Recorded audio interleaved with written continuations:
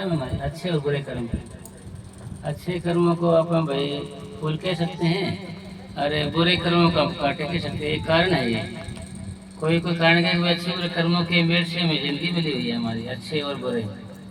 ये बातें पर में कहते हैं भाई मेरी तो जिंदगी अच्छी है और किसी से मैंने दुख दिया नहीं, किसी परेशान किया नहीं, फिर भी मेरे दुख तकलीफ क्यों है?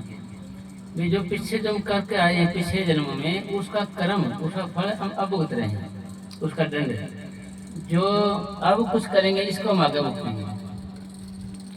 यानी पहले बनी प्रारंभ पीछे बना शरीर, तुलसी है अचरज है मन नहीं धारे, इसका मतलब ये होता है भाई पिछले कर्मों देख के बना कर। इसी अगर कहीं आपके तिल भी लगाया, तिल है तो भी पिछले कर्मों देख के लगाया हुआ है भाई, अपने आप कुछ नहीं बने।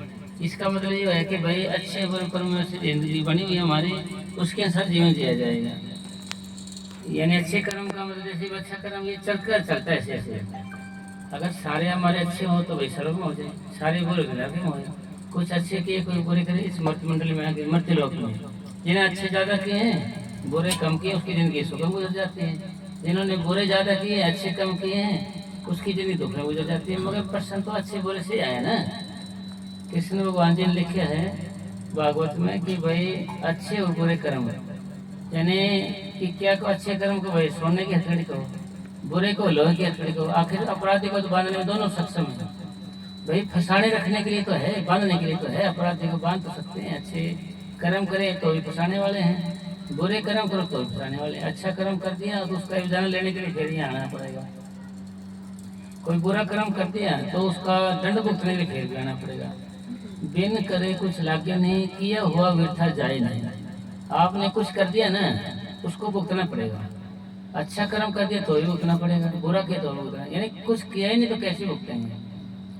यानी जो भी कुछ हो रहा है हमारे कर्मों के हिसाब से हो रहा है। हमारे पूज्य परम संत शहंशाह मैनेजर साहब जी महाराज फरमाया करते थे कि जिंदगी जीने का तरीका, संसार का निचोड़ सार क्या देते थे कि भाई जिस आदमी को पिछले जन्मों में हमने सुख दिया है, सुख वह इस जन्म में हमें सुख देता है।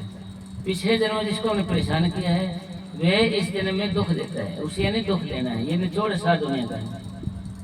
और वैरायटी अलग हो सकते हैं भाई, दुख देने का मतलब वो बहन बन के आ गई, माँ बन के आ गई, घरवाली बन के आ गई, भाई बन के आ गया, रिश्तेदार बन के आ गया, पड़ोसी बन के आ गया, कुछ बन के आ जाए, मैं दुख दिया वो दुख देगा। यानी कारण बिना कारण कोई कार्य नहीं है, बिना कर्म कोई काया नहीं है। यानी कारण है, यानी कोई ना कोई कारण होगा, कारण है ये भाई। ये अब फिर प्रश्न क्या हो रहा है भाई, हम छुटकारा कैसे करें, ये अपने घर जाने की व्यवस्था कैसे, ये नहीं इलाज क्या करें। मतलब कहने का नहीं कि इलाज क्या है, हम अब क्या करें, फिलहाल क्या करें। फिलहाल का मतलब ये है कि भाई जैसे अब हम बाबा ने जो हिदायत दी है उसके साथ चलें, हिदायत दी है जो, और कैसे करें, संतों की मत नहीं, ये मन की मत त्यागना हरिजन, यह बात कहनी, मन की मत त्यागना यह मुश्किल काम है। यानी उनकी मत ले, संतों की उसके अनुसार उसके अकॉर्डिंग थे, वो खाली ज्ञान नहीं उसके अनुसार डर जाए। संत मत का ज्ञान किस काम का, अगर उसके अनुसार हमारी रहनी ना हो, उसके अनुसार हम जीवन न जिए, उस जीवन का कोई फायदा नहीं, कोई महत्व नहीं। जीवन किसका महत्व है, जिसमें हमारा भजन वर्गी होता है और जिसमें अभ्यास हो, जिसमें हमारी आत्म कल्याण होता है, उसका भजन करेंगे। और किसा भजन जिसके अंदर सदगुरु का प्यार जागता है, मालिक का प्यार जागता है। अगर ईर्ष्या जागती है, वैरू जागते हैं, निर्दयी जागती है, तो ऐसे भजन क्या लगा भाई। ऐसे रोटी खाने का क्या फायदा जिससे हमारी भूख न मिटे, ऐसे पानी पीने क्या फायदा जिससे हमारी प्यास न बुझे और प्यास लगे। दुनिया है ना, दुनिया में जितना बढ़ते हैं इससे हमारी प्यास बढ़ती है, जितना दुनिया रूपी खाना खाते हैं उतना हमारा भूख बढ़ती जाती है। अब ये कारण ये होया कि भाई कारण क्या है, ये मन है हमारा कारण, जो इसको आगे चलाता है। कभी देख लेना फिल्म किससे चलेगी, विलन से चलेगी। फिल्म आगे कैसे बढ़ेगी, विलन ना होगा तो फिल्म बढ़ेगी नहीं आगे। वो कोई पंगा करेगा उस पढ़ने के लिए, और कुछ होगा, कभी कुछ होगा। अगर रामायण में रावण ना होता तो आज रामायण नहीं होती, महाभारत जो सुग्रीव ना होता तो महाभारत नहीं होती। ये तो आगे बढ़ाने के लिए है, नहीं तो सीरियल बनकर रह जाता है, नंबरिंग बनकर रह जाता है।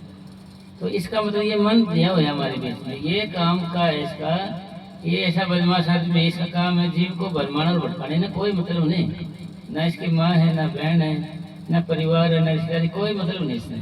इन्हें तो बिठाना है, लड़ाई झगड़ा करके रखना है। फिर कहा है कि इसके भाई तेरे चाल का पता कैसे चले, कोई मारे को भी नमूना दिखा। बोले जी ये तो कोई खास बात नहीं, नो टेंशन है, ऐसे बोल रहे मन की नो टेंशन जी, अभी बता देता मुझे है भाई, झगड़ा इज नो टेंशन, भाई झगड़े को टेंशन नहीं है, अभी बता देता हूँ। तो जी फिर उन्हें क्या किया, शहद था थोड़ा शहद, उन्हें दीवार कैसे लगा दिया और देखता जाओ जी मेरा खेल देखना। तो जी उसको देख के मक्खी आने लगी खाने के लिए, मक्खी तो आएंगी शहद के ऊपर है, तो मक्खी को देख के छिपकली भी आएगी खाने के लिए, वो उसका भोजन है ना जी। तो जी वो छिपकली आई, छिपकली के उसके बराबर में एक दुकानदार था, उसके पास बिल्ली थी, वो बिल्ली जपने लगी उसको खाने के लिए।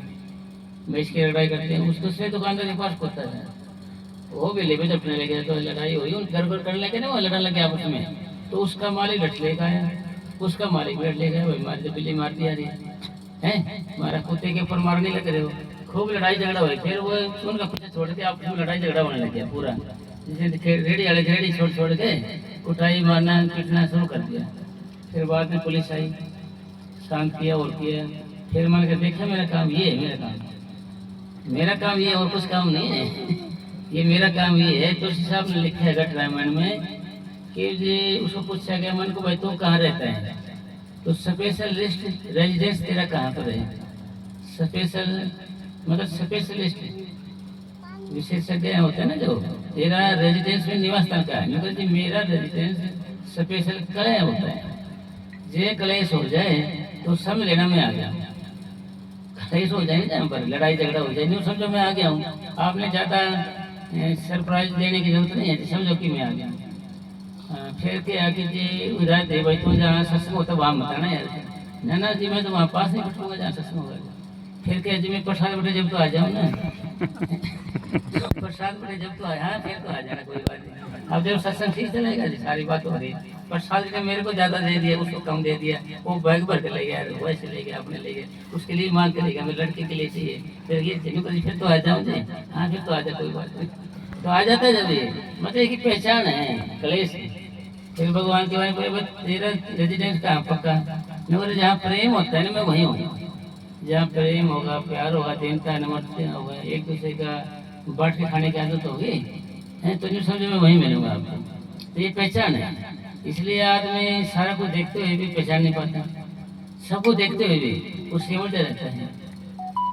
एक बार एक शिकारी था, वह जंगल में गया, खूब उन्हें तोते वगैरह पकड़े और कुछ पकड़े, एक फकीर ने देख लिया, पक्षियों को उन्होंने बंद किया कैद किया। तो फकीर ने क्या किया, उनको समझाया कि जैसे तुम मैं बोलता हूँ ऐसे तुम बोलना, रट्टू बनाते हैं ना रटने वाले।